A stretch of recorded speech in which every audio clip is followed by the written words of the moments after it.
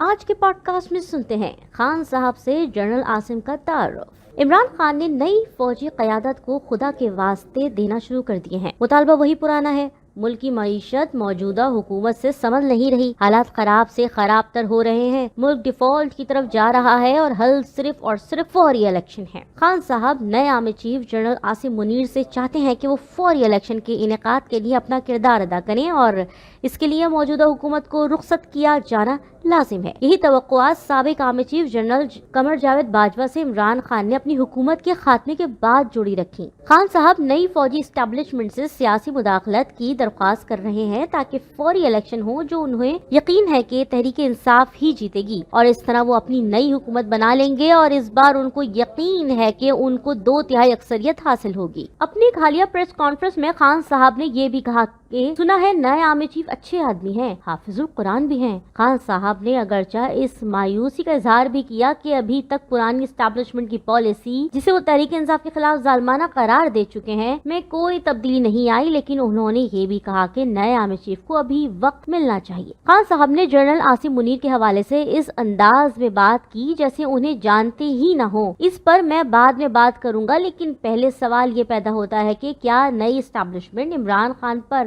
اعتبار کرے گی؟ یہ وہ سوال ہے جو عمران خان اور تحریک انصاف کو سوچنا چاہیے اور اس کے لیے اپنے ماضی قریب میں ضرور جھانک لیں، جب انہوں نے جنرل باجوہ، جنہوں نے تحریک انصاف اور عمران خان کو حکومت میں لانے اور انہیں کامیاب بنانے کے لیے وہ کیا جس کی پاکستان کی تاریخ میں کوئی نظیر نہیں ملتی، ان کے ساتھ وہ کچھ کیا، ایسے الزامات لگائے جس کی ماضی میں کوئی دوسری مثال نہیں ملتی۔ جس اسٹیبلشمنٹ نے عمران خان کو حکومت میں لانے کے لیے ایک عرصے سے تحریک انصاف کے حق میں اور نون لیگ اور پیپلز پارٹی کے خلاف بیانیہ بنایا، عمران خان کو پاکستان کے لیے ایک واحد امید کے طور پر پیش کیا، ان کے مخالفین کے خلاف جھوٹے سچے کیس بنوائے اور سزا دلوائیں۔ 2018 کے انتخابات میں بدترین پولیٹیکل انجینئرنگ کی اور تحریک انصاف کی حکومت بنوائی۔ خان صاحب کی حکومت کے دوران خان کو کامیاب وزیر اعظم بنانے کے لیے ہر قسم کی مدد کی، لیکن خان کی حکومت تبدیل ہوئی تو اسی اسٹیبلشمنٹ اور انہی جنرل باجوہ کو غداری کے تانے دیے، بار بار کہا کہ نیوٹرل جانور ہوتا ہے اور یہ دباؤ جنرل باجوہ پر رکھا کہ وہ ایک بار پھر ماضی کو دہراتے ہوئے عمران خان کے لیے موجودہ حکومت کو چلتا کریں اور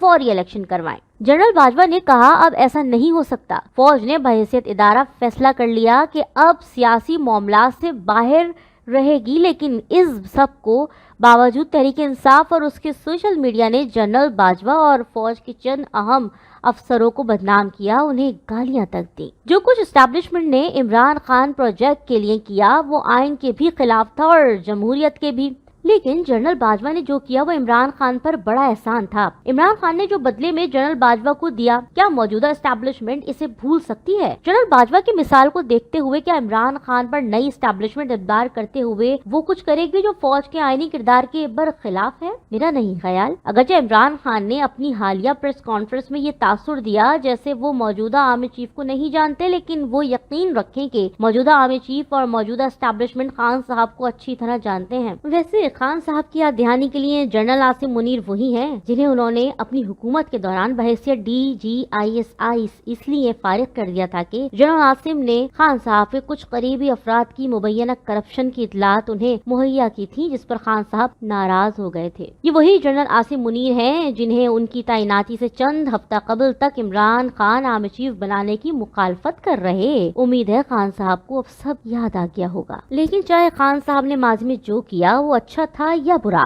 میری نئے آرمی چیف اور نئی فوجی اسٹیبلشمنٹ سے یہ توقع ہوگی کہ وہ سیاسی طور پر نیوٹرل ہی رہے گی، نہ عمران خان کے حق میں نہ ان کے خلاف اور کسی دوسرے کے حق میں۔ آج کے پوڈ کاسٹ میں انصار عباسی کا تازہ کالم۔